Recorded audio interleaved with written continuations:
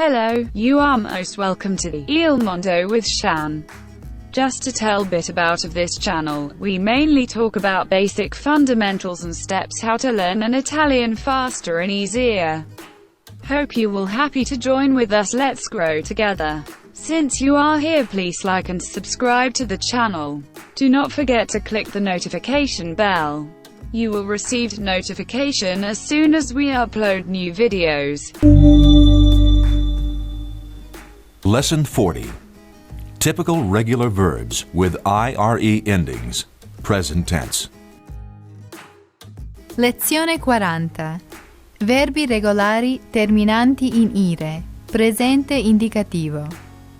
To depart, to leave on a trip. Partire. To depart, to leave on a trip. Partire. I leave tomorrow. I'm leaving tomorrow. Parto domani. I leave tomorrow. I'm leaving tomorrow. Parto domani. You leave at noon, don't you? Familiar. Parti a mezzogiorno, vero? You leave at noon, don't you? Familiar. Parti a mezzogiorno, vero?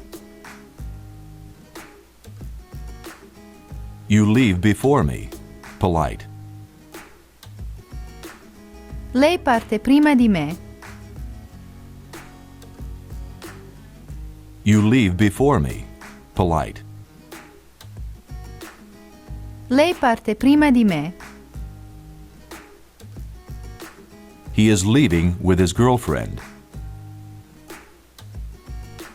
Lui parte con la sua ragazza. He is leaving with his girlfriend. Lui parte con la sua ragazza. She is leaving with her boyfriend. Lei parte col suo ragazzo. She is leaving with her boyfriend. Lei parte col suo ragazzo. The ship leaves at 5 p.m. La nave parte alle 5 del pomeriggio. The ship leaves at 5 p.m. La nave parte alle 5 del pomeriggio.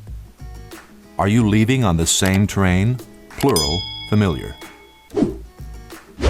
Partite con lo stesso treno? Are you leaving on the same train? Plural, familiar. Partite con lo stesso treno? They are leaving together.